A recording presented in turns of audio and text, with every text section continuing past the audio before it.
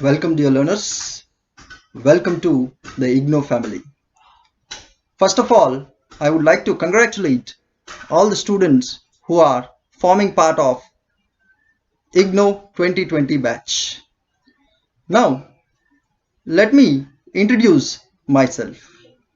I am Gopi Anil Reddy, faculty in finance and academic counselor working with Indira Gandhi National Open University AVPG Center. I am an MBA, MRA, MCom and currently into research with Central University of Hyderabad. I will be the instructor for the course International Business Finance, that is IBO-06. Now, this is what a brief introduction about me, that is the instructor. Now, let us start today's session, that is International Business Finance. So the subject name will be International Business Finance, a subject code that is IBO-06, and instructor is Gopi Anil Reddy, study center is AVPG Center. So before we begin today's session, I want you to enlighten you on the syllabus. So until and unless you understand the syllabus part or the scope of the subject, content of the subject or spread of the subject, you will not find it interesting. So that is the reason we'll start today's session with understanding the syllabus. Now, as you know, the subject name is International Business Finance and the subject code is IBO-06. The syllabus or the scope of the subject is limited to 4 blocks. That is block 1, block 2, block 3, block 4. So, in block 1, the name of the block 1 is International Financial System, under which you will be having a number of units again, that is International Monetary System and Institutions, International Financial Markets, International Banking, International Transactions and Balance of Payments. Coming to block 2, we'll study something about foreign exchange risk management under block 2, and you'll be undergoing foreign exchange markets, determination and forecasting of exchange rates, currency risk management, measuring and managing transaction exposure and translation exposure. So this is what is block 2 all about. And coming to block 3, in the block 3 you will be understanding something about investing in foreign operations, somewhat interesting topic, under which you will be understanding about corporate strategy and foreign direct investment, international project appraisal, cost of capital for foreign investments, political risk and tax aspects. Coming to block 4, which is again interesting topic, financing international operations. So here you will be understanding how to finance international operations, which includes designing a global capital structure, international cash management, foreign trade financing and project export financing. So this is how beautifully they have structured the syllabus into 4 blocks. So we'll be taking up block 1 today, that is International Financial System. But dear learners, the name of the subject is International Business Finance. So we need to understand something about international business first, and then let us intervene finance into international business. So let us start understanding international business before we study something about international business finance. So international business, you people might having idea about international business. Most of people come across these terms regularly, but let me brush up your understanding. International business is the process of focusing on the resources of the globe and objectives of the organization on global business opportunities and threats in order to produce, buy, sell or exchange of goods and services worldwide. Now, what do you mean by this? See, in international business, we focus on the global resources. It may be global, that is global human resources, global financial resources and global operational resources, etc., etc. Under international business, in this process, a company studies the entire world's environment, world's business environment, and it formulates strategies, it formulates objectives on global business opportunities to back global business opportunities and encounter the threats in order to produce and cater the needs of the globe. This is what a basic definition of international business. Now, once you have understood what is international business, let us move towards understanding the evolution of international business. How this term international business evolved over a period of time. So, the origin of international business can be traced back to human civilization. That is, so the first phase of globalization began around 1870 and ended with the World War I. In the World War I is in the year 1990. Now, the great economies in the sense like economies like USA, Germany, UK were driven by industrial revolution.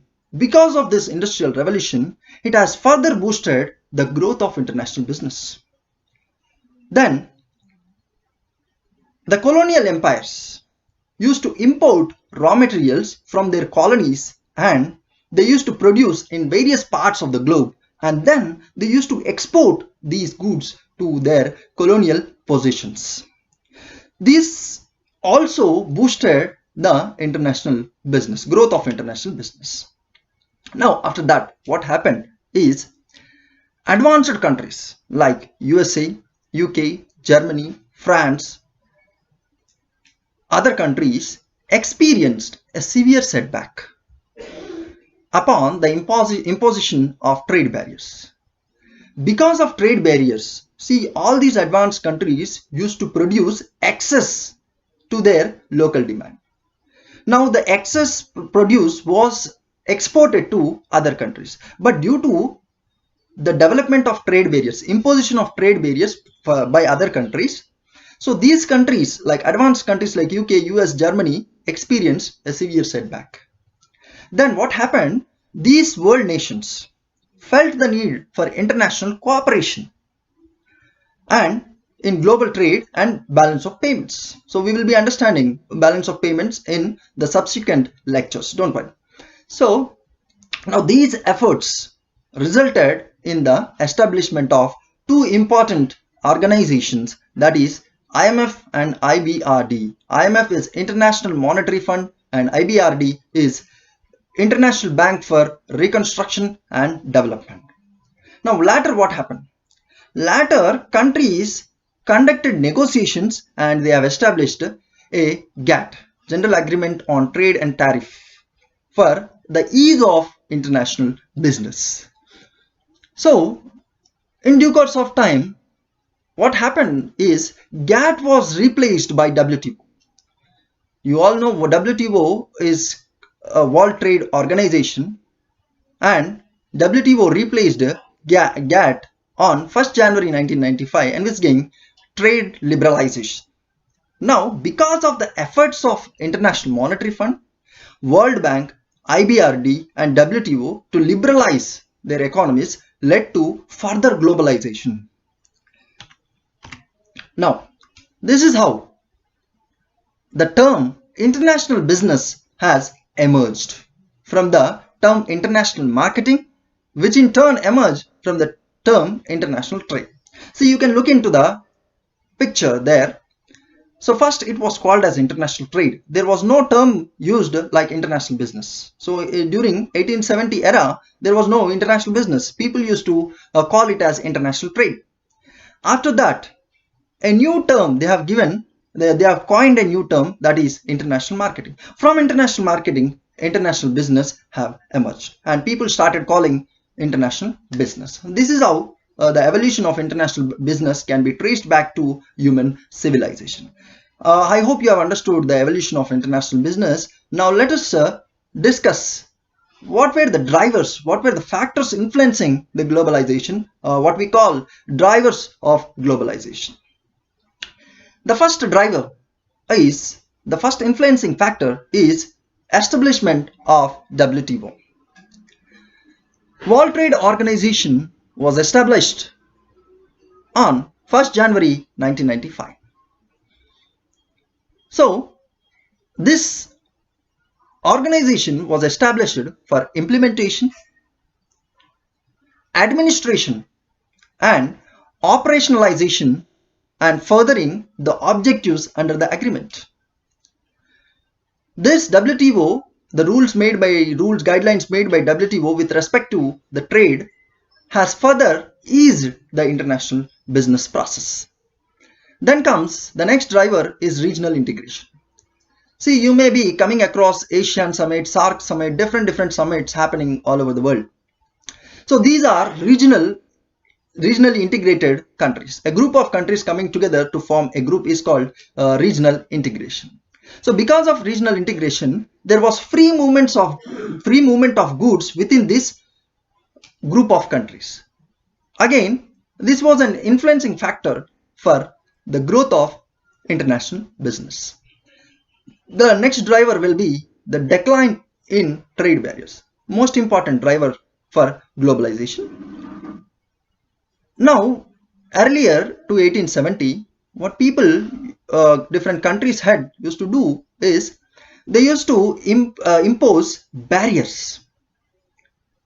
They used to impose barriers to export goods, because in order to protect the domestic producers, in order to protect the domestic producers, they used to ban the external goods. That means they have restricted the import of goods.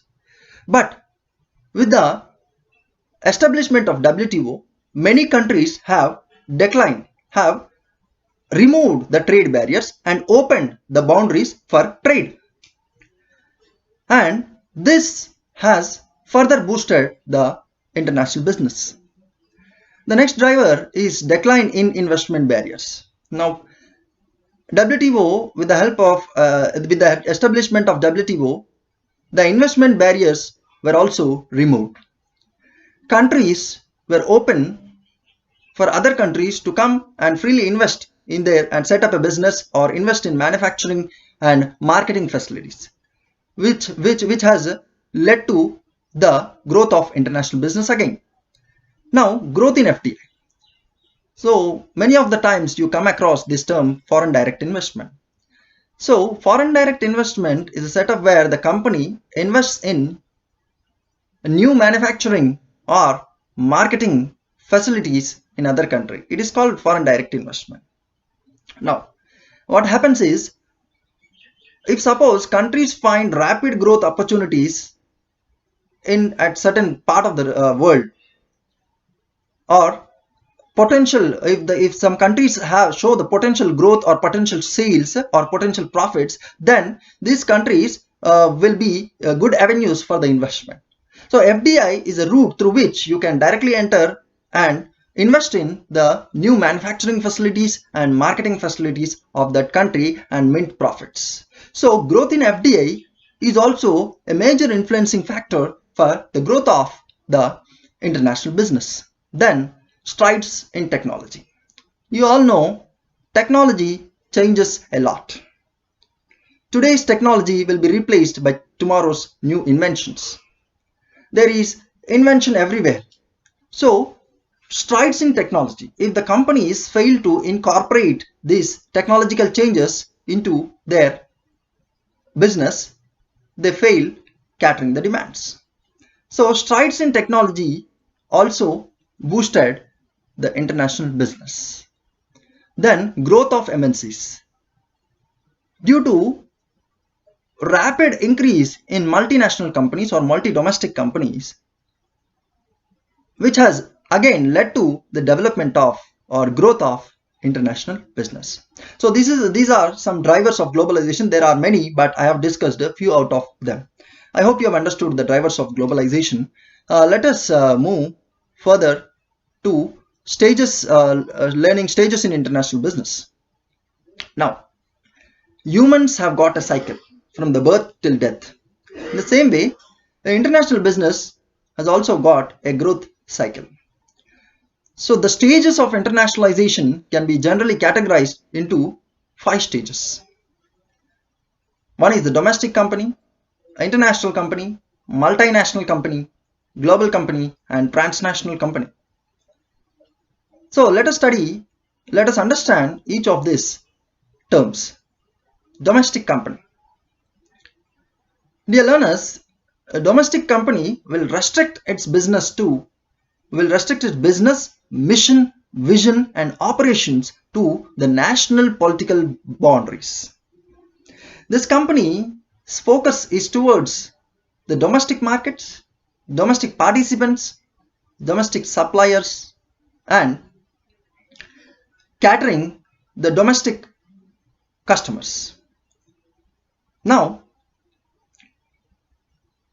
what these domestic companies do is, these domestic companies, they try to study the environment of a national business environment and formulate strategies to back the opportunities and frame strategies to encounter the threats.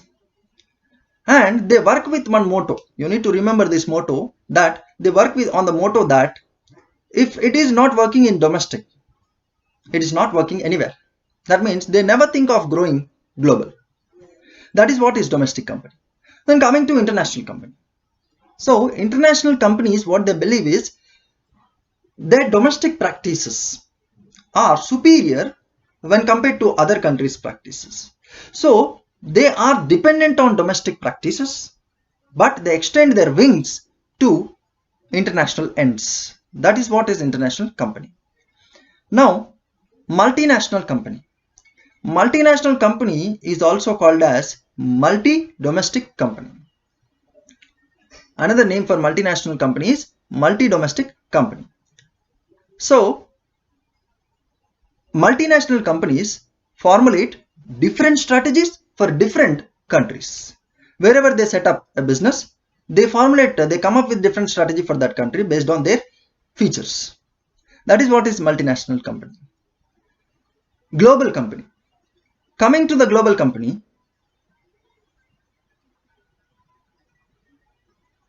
a global company is a company which markets globally and produces domestically, or produces internationally or markets domestically. This is what is global company. And next is transnational company. So there is a, dear learners, transnational company produces, markets, and sells, buys, and cater the needs of global customers. But there is no, one important note point is there is no pure transnational company. So these are the stages through which a domestic business passes through to grow as an international business. Now once we are done with the international business, once we have understood what is international business, the evolution of international business, and the drivers of globalization and stages in international business, now let us study what is international business finance. Let us bring in finance into the concept of international business. So you all know very well, dear learners, there is a comment box provided. If you want to make any clarifications, you can comment in the comment box. I will be addressing your queries. Now let us study, after understanding international business, let us understand what is international business finance. Finance, dear learners, you all know finance is the lifeblood of economy. Finance is everywhere. Whether a business is small or large, it doesn't matter. Every business requires finance. Without finance, a business is like a human body without blood, which is skeleton, which is of no use. So finance is very important for business, whether it is a domestic business or international business. Now, in order to understand the international business finance, you need to understand first what is international monetary system. So that is what. So our next concept for discussion is what is IMS, International Monetary System, and why is it required? So before we see a formal definition of International Monetary System, let me explain you this term with an example. Suppose you can see the two flags at the bottom of the slide. One is US and one is India. Now if suppose both the countries want to trade with each other, if India wants to export some goods to US, but you know the fact that India has got a different currency and US has got a different currency. India has got a rupee as its currency and US has got dollar as its currency. So if these two countries wants to trade with each other, how it is possible? This is possible only through international monetary system. How they determine an exchange rate with which they can make a trade possible. So that is what is international monetary system. So international monetary system, if we want to define, it is a set of internationally agreed rules, conventions and supporting institutions that facilitate international trade, cross-border investments and provides the means of determining the exchange rate among nations. So we have international, by international monetary system we mean that we have some internationally agreed rules, we have some conventions which we need to abide by, and supporting institutions which are involved into finance and other avenues. So this is what is international monetary system, which is essential to facilitate the trade between the two countries or one or many countries. So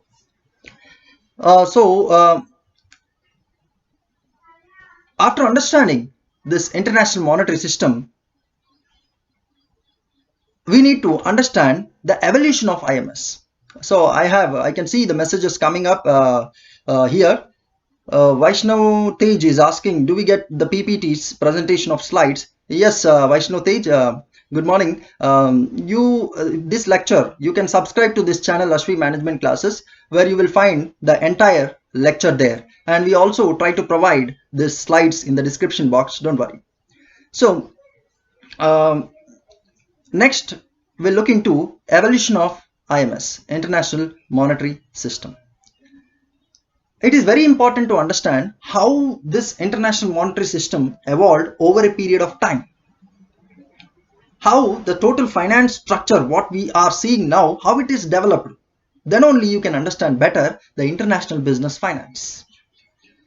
So evolution of international monetary system can be traced back to different, so it can be studied under different phases. The first is the bimetallism. See, the first phase is bimetallism. It was followed before 1875. So before 1875, we used to trade in gold and silver. See, we are using two metals. So that is the reason we call it as bimetals. Bi means two. Gold is one and the silver is the second. So bimetals. So gold and silver were used for international payments and determining exchange rates. But let me explain this bimetallism concept with the help of an example. Now you can see three flags there. One is India, one is France and one is US. And you can also see the metals there. So France has got only one metal, that is gold. And US has got two metals, that is gold and silver. And India has got a silver. So if France wants to trade with India, or let me put it in this way, if France wants to trade or export some goods to US, they used to determine the value of the goods in terms of gold, because gold metal is existing with France and gold metal is existing with US. So they used to determine an exchange rate by on the basis of this gold. Then their trade is possible. Now let us come to the trade between, an example of trade between US and India. So you can see, if India wants to export some goods to US, US has got the metal, silver metal, and India has also got the silver metal. They can easily determine the value of trade or the exchange rate with the help of these two metals. Now, there might be a question revolving in your mind, sir, what is the situation if India wants to trade with France? I hope this is the question revolving in your mind, because these two countries has got two different metals. One is gold and one is silver, and each of these metals are two different. These are two different metals. So in that case, France cannot directly trade with India, because they cannot determine the value of the goods or exchange rate with two different metals. So in that situation, that means France cannot directly trade with India, but it can indirectly trade with the help of US. So if France wants to export or import something from India, then these two countries require a mediator, that is US. So US, which has got it is a bimetal country because they have got two metals. This will facilitate the trade between the France and India. But for this bimetallism to exist, the presence of bimetallic countries is must. That means if there is no, let us assume that there is no US, then what? Can India and France trade? Absolutely no. It is very difficult to take place between India and France. So now this was the main reasons for the collapse of this bimetallism system. Now what happened due to Gresham's law? What this law, I will explain you what this law says. That is, bad money drives away good money, leading to unimetallism. Suppose US has got, let us understand the Gresham's law, which led to the collapse of this bimetallism. So if suppose US has got huge gold reserves, then it will use gold to trade. It will and silver, it will not use silver because it will become a precious metal. And ultimately, if the US is using more gold to facilitate trade, because it has got huge gold resources, then ultimately you are doing nothing but you are becoming a unimetal. That means you will be seen as a unimetal country because you will not be using the silver. Then it cannot facilitate the trade between India and France, for example. So that is the main reason why, that is the major drawback or demerit why the bimetallism has collapsed. Now after bimetallism, so let me this bimetallism was before 1875. Now what happened after 1875 or 1870s is gold standard. Then we have a gold standard. Then it has started from 1870s to it existed almost all to the starting of World War, that is 1914, because World War ended in the year 1990. So countries which want to take up this gold standard, they need to follow the three golden rules. Gold standard, three golden rules. The first golden rule is only gold to be used for international payments. That means in case of trade, you need to use only gold as the medium of exchange. The second thing is two-way convertibility between gold and currency at a fixed rate. Now, what do you mean by this? If suppose India has got gold and it declares to its citizens that 1 ounce of gold is equal to 20 rupees. That means if you have 20 rupees, come to me and take 1 ounce of gold. And if you have 1 ounce of gold, come to me, I will give you 20 rupees. This is how there is a two-way convertibility. That means if you have gold, you can convert it into money, and if you have money, you can convert into gold. That is the second rule what it states. And third one is free export import of gold. There was no restrictions. You can export and import as much of gold you require. But the major advantages of this gold standard was this automatic BOP correction. BOP, as I said, we will be discussing in the subsequent lectures, a couple of lectures. So now, time being, automatic with the help of this gold standard, there was automatic balance of payments correction and automatic exchange rate correction, and most importantly, there was a currency discipline. So that is the reason why most of the countries were following this gold standard. Next comes the collapse. Now, what are the reasons behind the collapse of gold standard? See, dear learners, due to First World War is the first reason. During the First World War, the countries were facing deficit budgets. They were not having enough money to finance their arms and ammunitions, to feed thousands of lakhs of mouths of the people. They want currency. Now, as per the classic gold standard, they need to, the gold resources determine the currency value. But ignoring this, they printed as much currency as they want, and they have violated the second rule. Because if they print more and more currency, what happens? They have violated the second golden rule, that gold should determine the value of the money. But here what happening? If you print more currency, the currency value will go up, the gold will stabilize. And this has led to the downfall of gold standard, and also the competitive devaluation. Now, devaluation means devaluing the currency or reducing the value of the currency. Now, why this devaluation takes place? In order to boost the exports. Now, because of devaluation also, the gold standard has come to an end. Now, what happened? Later,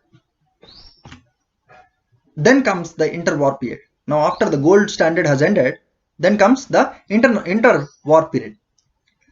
Now, it started in the year 1915 and ended in, so that means almost all it started with the World War I and ended with the World War II. So here what happened? Interwar period. So there was a collapse of gold standard. Again, people started adopting gold standard, but this gold standard is completely different to the classical gold standard what we have seen in the earlier few minutes ago. Here, the first important difference is the sterilization of gold was followed. How it is different is, in the classical gold standard, the gold determines the value of currency, but here they have used a strategy, that is sterilization of gold. That means even though they have used the gold as base, there was free entry or exit of gold, but it has no impact on the value of currency. That means they were not allowing the currency to impact. So this is called sterilization of gold. So by the end of World War II, gold standard was dead due to competitive devaluations and restrictions on export and import of gold. So till then, the major economy was Britain. Britain also suspended this gold standard. Then the interwar period came to an end. Now after interwar period, we have Bretton Woods era.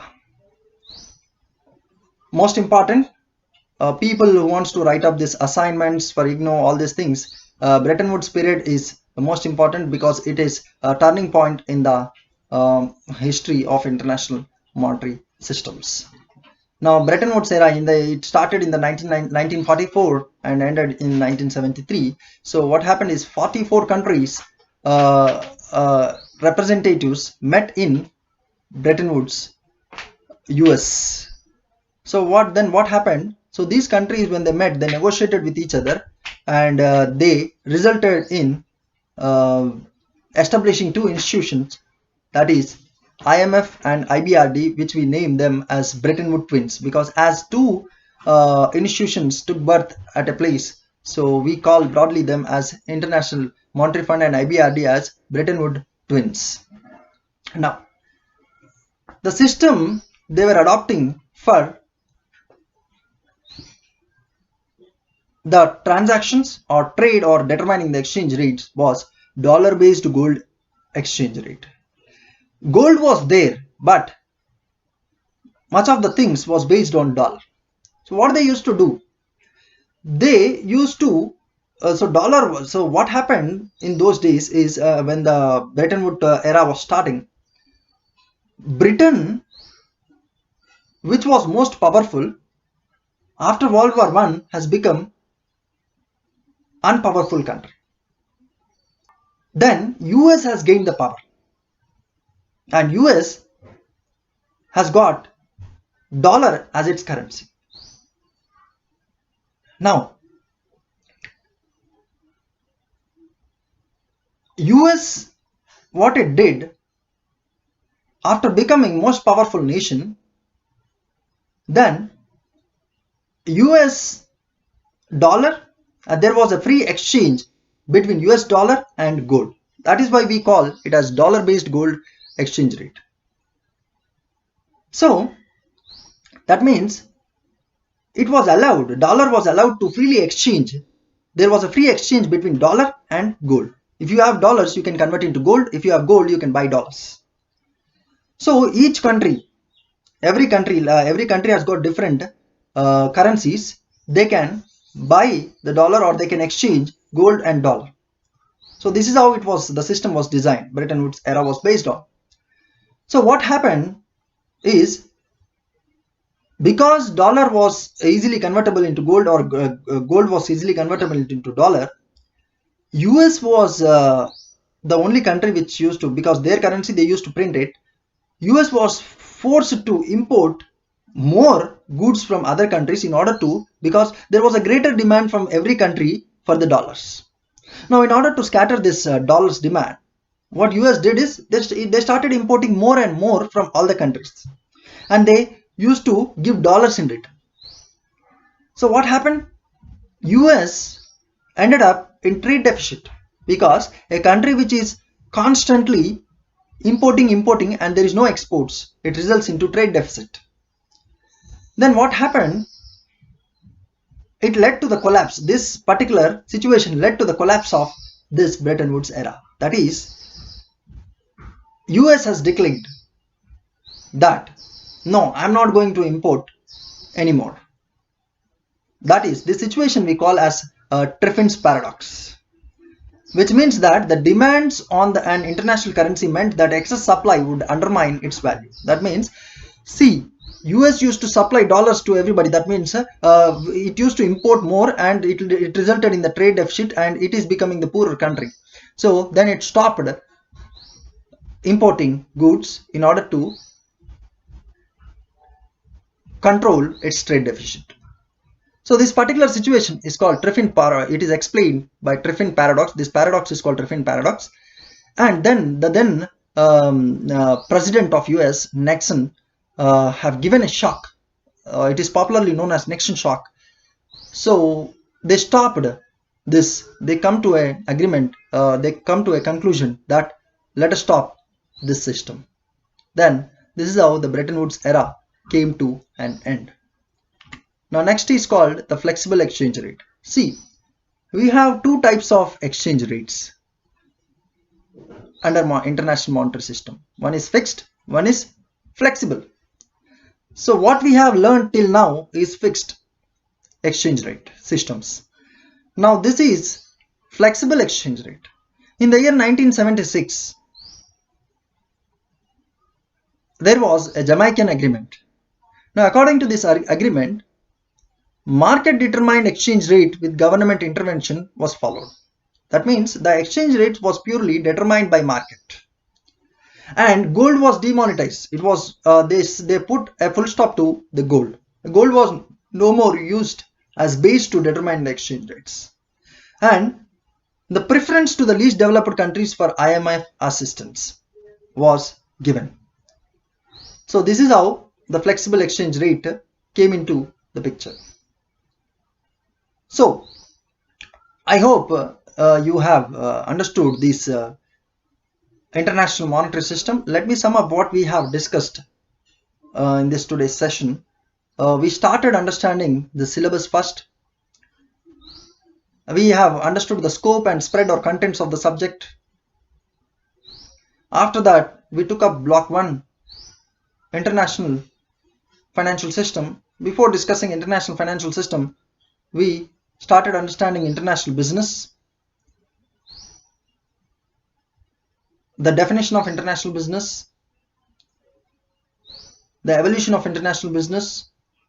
Then we have understood the drivers of globalization and the process of internationalization, stages in international business.